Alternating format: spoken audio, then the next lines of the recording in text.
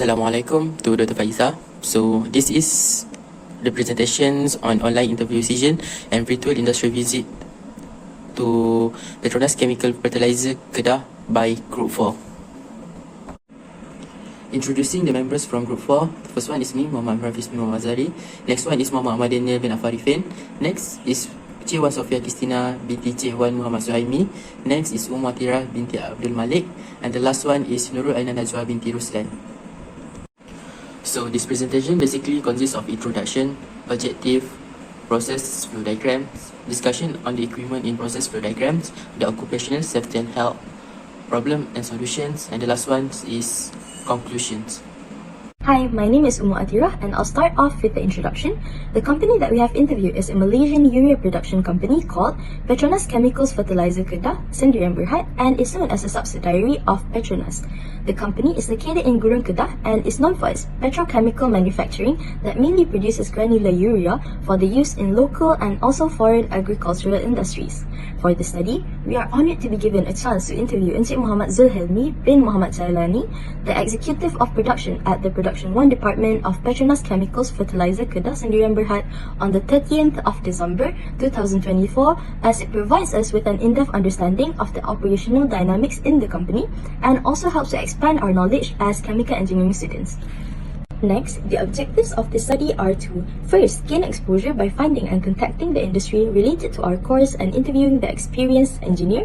Second is to understand the materials, equipments, tools, technical processes, and the operational flow used by Petronas Chemical Fertiliser Kedah Sdn Bhd in the making of their product. And the third objective, which is to identify the implementation of safety and health practices at Petronas Chemicals Fertiliser Kedah Sdn Bhd through the interview that we have conducted with Encik Zulhelmi. Today I'm going to explain the production process at Petronas Chemical Fertiliser Kedah, focusing on three key facilities: the ammonia plant, urea plant, and methanol plant. The process begins at the ammonia plant, where the natural gas, steam, and air are mixed to create synthesis gas, also known as syngas. This syngas is then converted into ammonia, producing about 1,200 metric tons per day. The ammonia is subsequently sent to the urea plant, where it combines with carbon dioxide to produce urea at a capacity of 2,100 mtpd, which is used as a nitrogen-based fertilizer. Some of the syngas from the ammonia plant is brought to the methanol plant, which produces methanol used in various products like plastic and adhesives at a rate of 200 mtpd. Additionally, any extra ammonia produced is carefully managed to reduce waste and improve efficiency. This interconnected system allows Petronas to optimize production while being environmentally friendly. In summary, Petronas Chemical Fertiliser Kedah effectively transforms raw material into valuable products like urea and methanol, serving as a great example of sustainable industrial practice.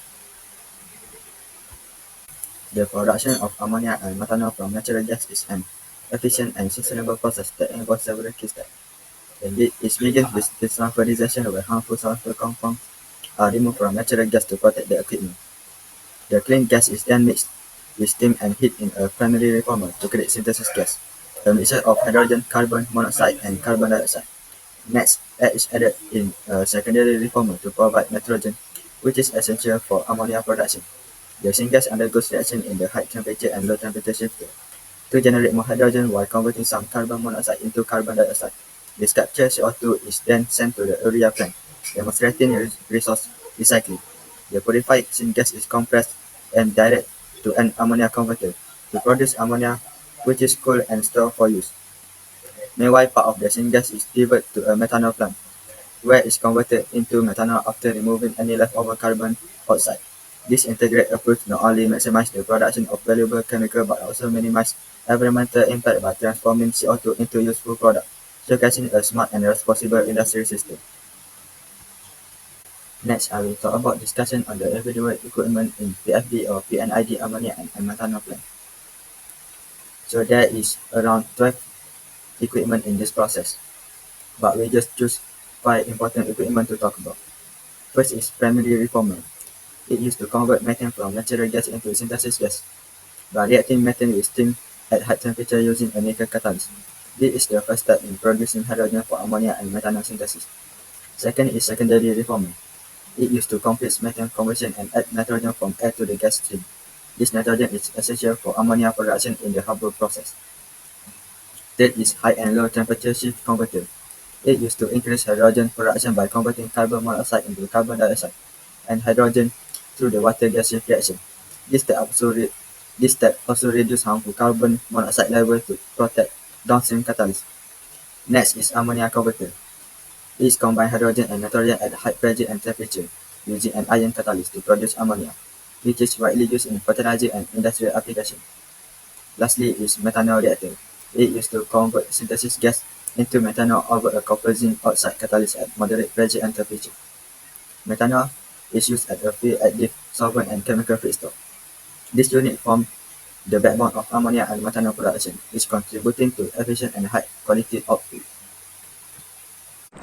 Thank you, Amar. So next, I will continue the presentation for piping and instrument diagram for urea plants. So basically, in urea plants, the feed that we use is carbon dioxide gas that we get from ammonia plants and liquid ammonia. As you guys can see on the diagrams, this feed will undergo several processes in several equipments. It started from the reactor, then stripper. Next is the decomposer, which we have the medium pressures and low pressures decomposer. Next is concentrator. We have pre and vacuum concentrator. After that, it go to the granulator and cooling system. After that, it will go to the urea bulk storage and be distributed to the customer. So next, we will go through for the discussion on the equipment in PNID diagram for urea plants. As you guys can see just now, the PNID diagram for urea plants, the first equipment that we will discuss is urea synthesis reactor. So in this reactor, the carbon dioxide gas and liquid ammonia will combine together in high pressure and temperature to produce ammonium carbamide, or we call it as urea solution. So next, this urea solution will go through to the second equipment, which is stripper. In the stripper, the leftover ammonia and carbon dioxide will getting rid from the urea solutions. So after the stripper, the urea solutions will go to the MP and DP decomposer. MP decomposer or medium pressure decomposer works at medium pressure and uses steams to decompose the carbamide, which helps recover these gases for use in the synthesis reactor. Meanwhile, for the low pressure decomposer, it's working at a lower pressure for further break down any leftover carbamide. Next, the urea solutions will go to the pre-concentrator and vacuum concentrator. In the pre-concentrator, it works at high pressure and uses steams to evaporate water from the urea solutions. Meanwhile, the vacuum concentrator takes the urea solutions, process it under lower pressure, which have achieved the final concentration needed. Then this usually resulting in a molten urea products. So these molten urea products next will go to the granulator and cooling unit. The granulator will turn in concentrated molten urea into solid granules by following the characteristics of urea, like its size, strength, and how easily it flows. Next is we go to the cooling units. In the cooling unit, it helps the lower temperature of newly formed urea granules to stop them from clumping together and to keep the product stable. So I will pass to the next presenter. Thank you, Amal, for your presentation. Now, I will explain about OSHA, HSE practice, and the ISO certification in maintaining safety, environmental quality, and sustainability. Let's start with OSHA. OSHA, or the Occupational Safety and Health Administration, provides a framework to ensure a safe workplace.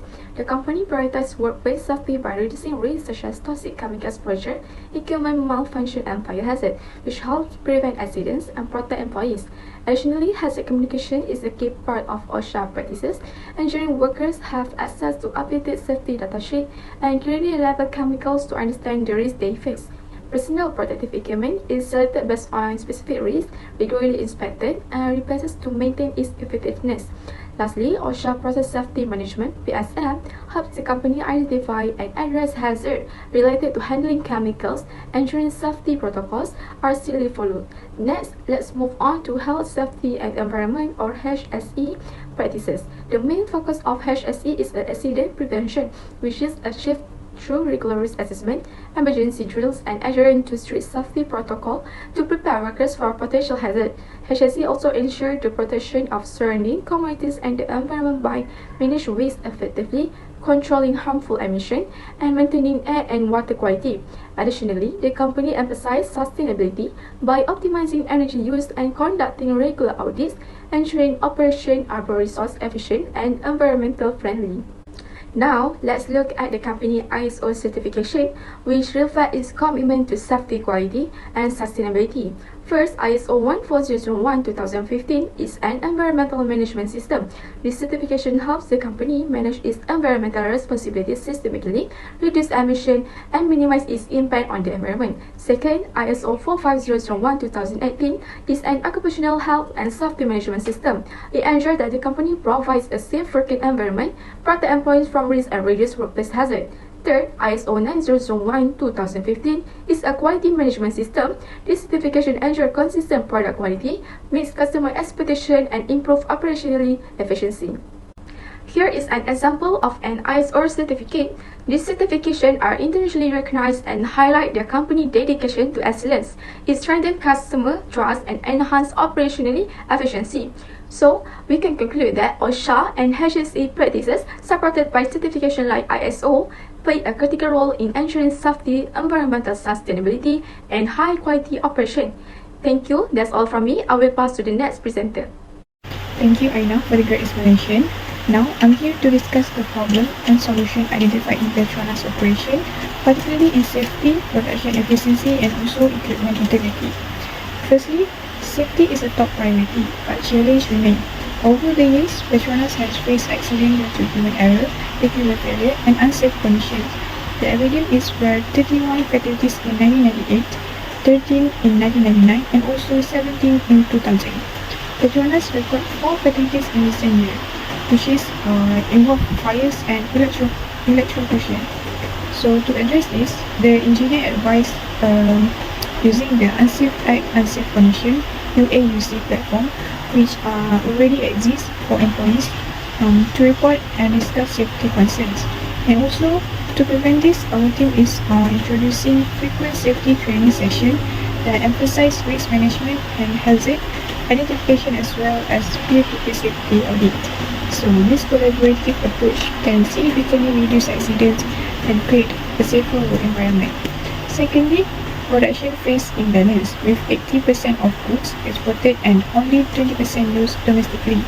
This is influenced by price volatility and also inefficiency. In order to obtain ideas for improving production process, the engineer advised interacting with well-established business through site visit and also discussion. So we decide to suggest forming a local production task force to boost domestic supply while leveraging data analytics to predict demand and optimize production schedules, reduce interruption, and also increase productivity. So lastly, equipment integrity is critical. So downtime from equipment failure has caused significant loss. To counter this, engineers emphasize the significance of specialist team for specific equipment management, such as those dedicated to boiler operation. So to support this approach, we propose a preventive maintenance program using predictive analytics, real-time monitoring, and also specialized training. So this will minimize breakdown and ensure smooth operation of the equipment. In conclusion, this study has successfully achieved its objective by providing insightful information regarding Petronas operation, particularly as perceived by an experienced engineer. The respondents have offered a rough grasp of the materials, equipment, tools, technical process, and also operational flow utilized in the production of chemical fertilizer. So overall, this study not only meets its objective, but also emphasize how important it is for the chemical fertilizer industry to keep improving its safety and operational efficiency. By following strict safety rules and implementing industry experts' guidance, Petronas may increase operational effectiveness while safeguarding its workplace and the environment. I think that's all from us. Thank you for lending me your ears.